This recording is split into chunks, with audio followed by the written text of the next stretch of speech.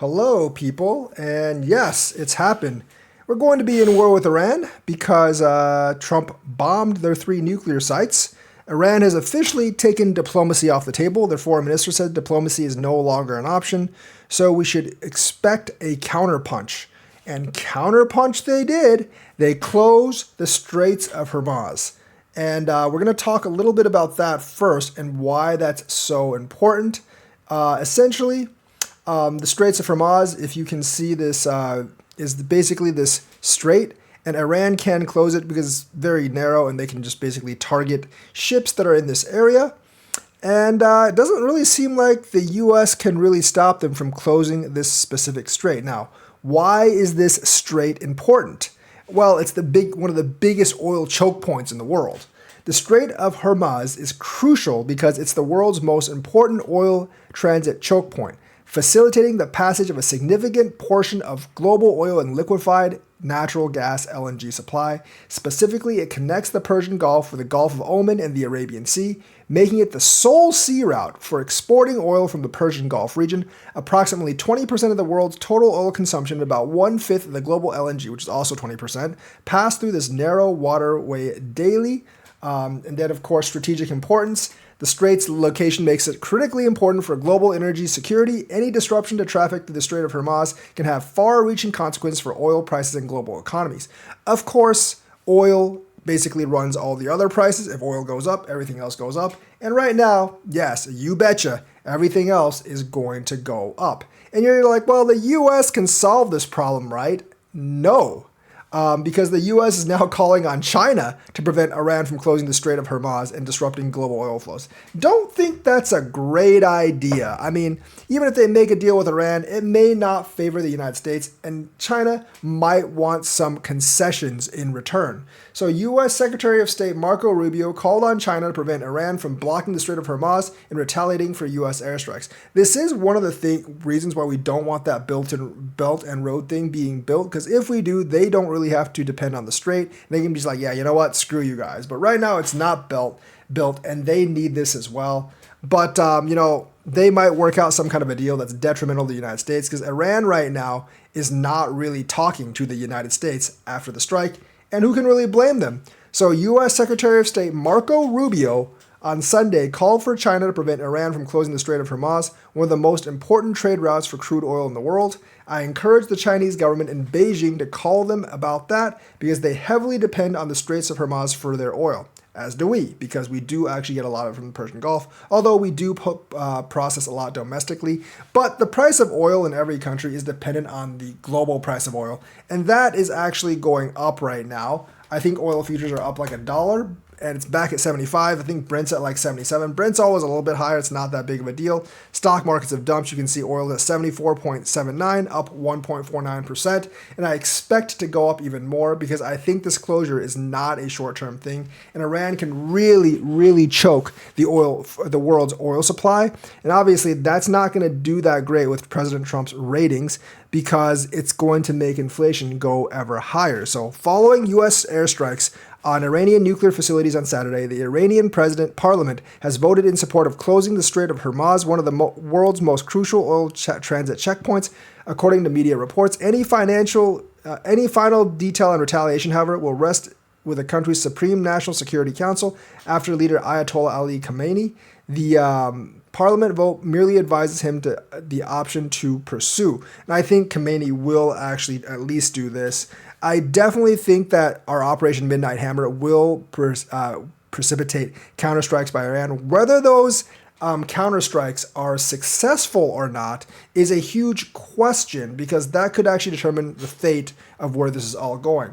Do I expect markets to go down next week? Yeah, overall, I definitely expect them to go down. How much they go down depends on a few things. One, if they close the Straits of Hormuz, if Khamenei decides to do that, how long it stays closed, and of course, how else Iran decides to retaliate. If they only close the straits and don't do anything else, I still expect the markets to go down, but just not that much. If they pull off like a surprise, like Splinter Cell somewhere, and attack a U.S. base or attack American soil, obviously, I mean, they're justified in doing that because we bombed their soil, but I really hope it fails because If it doesn't fail, then obviously it's going to massively, massively escalate. Whether they blow up like an American base or, God forbid, blow up something on the American homeland soil, that's going to result in more airstrikes, which might actually result in more either terrorist activity or counterstrikes elsewhere. So I do think this confrontation is going to last a while. I do not think it's going to end. And I think people need to actually watch out. Just especially if you live in a large city. I mean, it is like those large cities, whether New York, LA, those big cities, are going to be focal points for attacks if they actually happen. And no, they're not going to launch missiles at the United States, obviously, but they could actually have kind of like sleeper cells in places, and there could be attacks on American soil as retaliation, or there could be some fanatics that are not associated with the Iranian government that will take vengeance into their own hands. We don't really know, and I definitely think the threat level has been tightened up, and the American bases in the Middle East, I think those are definitely in play. I'm not really sure how they're going to retaliate, but they are probably looking for options right now. I don't really think diplomacy is an option after we've blown their bases, their nuclear facilities up. Trump has said that they're crippled for good, but the U.S. has not done a full analysis yet. It looks like one or two of their bases might be crippled, but the third one may not actually be nearly as crippled as we thought, and we could go in for another strike. Obviously, a lot of it does depend on how Ayatollah Khamenei decides. He is 86 years old and he's hiding in a bunker, so maybe he will decide to pursue a diplomatic option, but at this point, it does not actually seem like that's going to happen. However, many of his leaders are assassinated. The military leaders are assassinated, so he doesn't really have the support and help that he actually might need. However, the Iranian people right now do not like the United States. There's been mass protests all over the country and protests in other countries that are against these specific strikes. So realistically, I do think the hostile kind of like atmosphere is going to last for at least several weeks, if not lasting into months. I do not think at this point Iran is going to just completely give up their nuclear program. There are rumors that Russia is talking to Iran. Obviously, Russia has all the nuclear secrets, which is weird because Trump is very friendly towards Russia and Vladimir Putin specifically, but he's dead on against Iran. But I think he's forgetting that one is the other one's biggest supporter. Now, we're lucky because Ukraine has essentially neutered Russia's ability to really supply Iran with everything.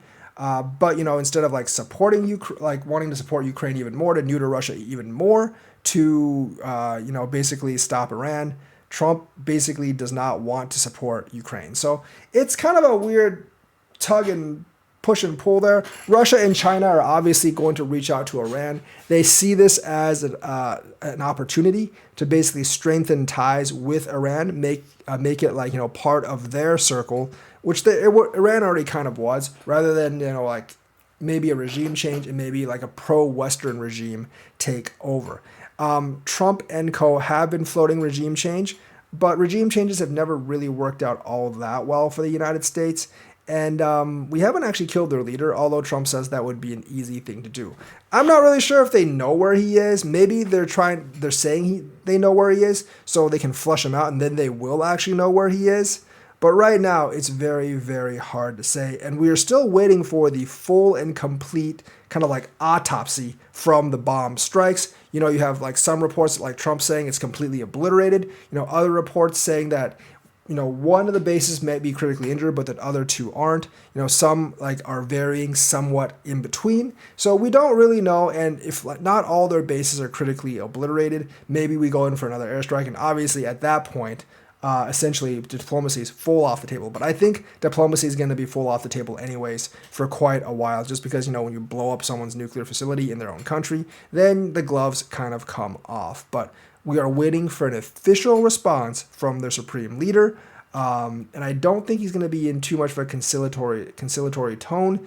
And I think the other countries have essentially just given up on trying to work out a peace treaty. Obviously, Netanyahu is very encouraged by the strike, but I don't think Iran was really that close from a nuclear weapon because they've been according to Israel, a few weeks away since 1990.